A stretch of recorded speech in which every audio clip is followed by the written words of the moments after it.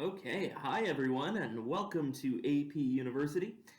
Today we are going to be discussing the vendor SKU configuration features in AdvancePro. Now, this is the ability to have a separate SKU or vendor catalog number printed on the purchase order so that you can send to a vendor when you're buying your goods, and that's for the vendor to use so that they know what internal number to them you are attempting to order, what internal product number.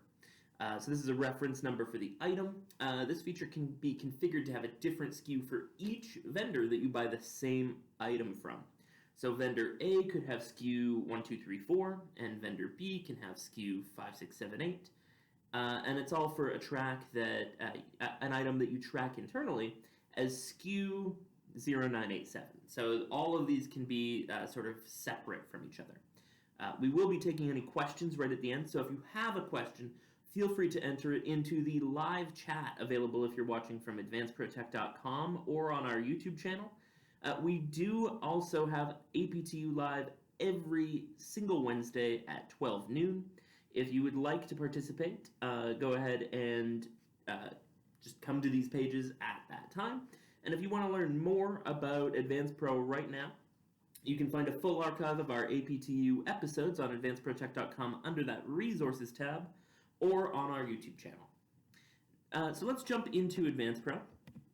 And what we're going to do is, first, let's open up a vendor order. Let's just get an idea of what we're talking about. So we'll go to a vendor order for a given product. And right away, you're going to see there's a VSKU column. And while we can easily enter any product as a SKU, what we can also do is we can go and choose that same product by its vendor SKU. So if we have the vendor's catalog open in front of us, we can start to put in their vendor SKU number. If we have it in AdvancePro already, we're going to be able to select that product. Okay. So this exact same way where we entered the item by our SKU, we can enter by their SKU. And then once we choose a product, right now the vendor SKU is marked to be the same as internal, so we get a vendor SKU, which happens to be the same as our internal SKU for this product. But we're going to go ahead and change that right now. So I'm just going to back out of this order for the moment. Go ahead and close it and cancel it out. So what we're going to do, we're going to come to View Product. So this is available from our quick navigation bar on the left under the Products heading, or from the Vendors tab. And we're going to pick a specific product, that DREM001 product, and we're going to click the E button for Edit. We'll go ahead and open that up. So this is our product. Now, this first page, this is the name and the SKU and the UPC. This is all the internal tracking that we have for this item. But as we go to the vendor and pricing info tab, this is where we can make a little profile for this product for each vendor that we buy it from. So this product name, it's currently set to same as internal, but this is the name of the product as the vendor is going to see it on a purchase order. So we can actually change the name and the SKU. We can have a vendor-specific SKU as it's going to appear on that purchase order. There's a few other fields that we can enter here. So we can have a minimum reorder level from that vendor and a unit breakdown, which is essentially how many items are in a case, and we're going to order by the case in that situation. So for example, if we ordered this in a case of 10, our unit breakdown from that vendor would be a case of 10. And for every one piece that we put on that order, we would be able to actually automatically convert that to a case of 10. And our pricing would be by case of 10 in that case, or in that situation. So if we go ahead and go to Assign Vendors, we can go and choose our vendors, and we can assign more than one. So we'll have 2 vendors for this product. And then each of these vendors can have a separate profile. So for example, our vendor SKU, when we purchase from this vendor, can be this value. And we can also actually set a unique cost price when we purchase from that vendor and a unique unit breakdown. So one vendor could have cases of 10, one vendor could have cases of 12, and our system will automatically understand if we're ordering from one vendor to convert to 10s, from 10s to 1s, and from the other vendor from 12s to 1s. Okay. Let's go ahead and just save that. We'll come back in and we'll choose our other vendor. So our other vendor is still marked to be the same as our internal SKU. Let's give that a different external SKU number, a different vendor SKU number, and we'll just save that. So now, if we ever want to refer back, we can just switch between these vendors. You'll see one is marked as a primary vendor. That's the default vendor. So if AdvancePro is automatically creating any purchase orders, it's going to try and use this vendor first. And if we go to our secondary vendor, everything changes. The internal product name could also, or the external product name could also change per vendor. So the whole thing is a profile for how we purchase from this vendor. The product name on PO, the vendor SKU, the minimum reorder level, the unit breakdown, and the cost price. That's all a per vendor setting. Okay, so you can see this vendor doesn't have a cost price set. Our primary vendor does. We'll go ahead and close that out. And now we'll take a look at our outcomes now that we're happy with our configuration.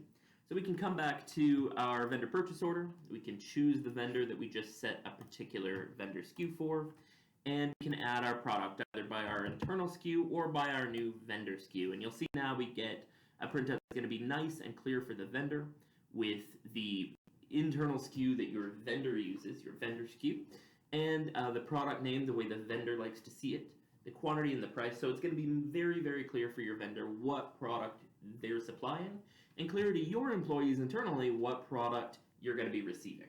Okay, so this can all be on our printouts as well. So if I save this purchase order and go to actually print it out, we are going to get a print page that shows exactly what we see on our program as well. So we can see that vendor SKU and the internal SKU. Okay, so that's just a little bit about how to set this up using the software. Now, if we want, we can also do this from a spreadsheet. So just let me jump over to our admin utilities, and if we go to our Excel import-export settings, we go to import-export products. As we import and export products, you can go ahead and set up a spreadsheet with these column names. So what's required here is you're going to need a SKU and a product name column, and those can be exported really easily from AdvancePro. I'll show you how to do that in just a second. But what we can do is we can have a vendor field. We can then go ahead and link that vendor with all of these little kind of per product vendor profile details. So we can have the minimum order quantity, we can have the unit breakdown, we can have the vendor SKU, we can have the vendor product name, all on this list as well. So I'll actually go ahead and do this, and I'll show you how that can happen. So all we would do is we would browse, we would check for these items, and then we would go ahead and import them from here. And for more details on that, go ahead and take a look at our import and export videos for Excel. We also have some nice tips on how to incorporate formulas into that as well. So go ahead and take a look at our APTU videos on that. What I am going to show you is real quickly how to get that information ready to go so you can start building that import. And the quickest way to do that is if you come to View Products, you'll see we already have most of that laid out for us. We can have the vendor and we can have the cost price. And to import any of these details, the cost, the vendor SKU, all of these details, you need to have a vendor. So what we can easily do is we can just come down and we can hit this export button. And that's going to spit out an Excel file for us. So we'll go ahead and run that. We're going to get an Excel file. And then we can manipulate that Excel file, we can save it, and just import it back in. So we're just going to wait for Excel to kind of pop up here. And we're going to have our Excel file. Here it is. So let me pull that up on our page.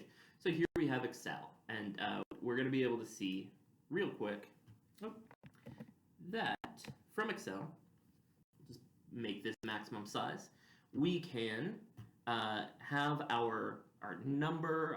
We actually don't need some of these columns. Some of these are just default. So we won't actually need to pay attention much to number. So we're going to delete that whole column.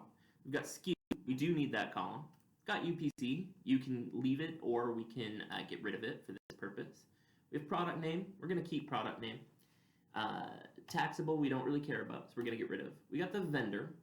And we have unit. Now what I'm actually going to do for this one, unit is actually a label that just tells you what your minimum selling level is for this item. So it might be an each, it might be by the pound. Instead, we're going to call this the unit breakdown. So now we've got that. And something about these is you really do want to pull out the spaces on the headers. So either use underscores or just take the space out entirely. It's not important that they actually match up what's in AdvancePro as far as those field names in the import settings.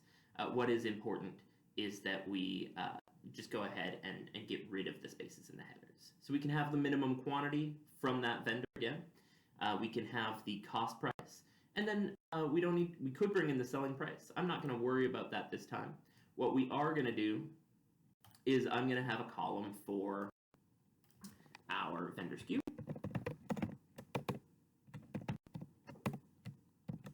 And we're going to have a column for, if we come in here, like a vendor name. Okay, and we could put any of these other fields in here as well, but this gives us the basic structure that we need. So I'm going to say that we buy all of these products from Vandelay Industries, and then I would just go ahead and put in the vendor SKU that I want. So we can just go ahead and punch those in. And we could put in the product name if we wanted it to be different as well. Then we would just go ahead and save that file, and we would then move back to AdvancePro and import it. So this is how we might want to lay out that spreadsheet. So that is a conclusion to our tour today of the vendor SKU setup. If you do have any questions, do feel free to put them into the live chat on our YouTube channel, as well as available on the AdvancePro website page. So if you want to just go ahead and ask any questions, we'll answer them. Thank you all for watching, and have a great afternoon.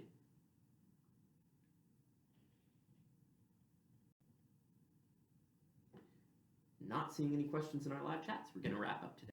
Have a great day.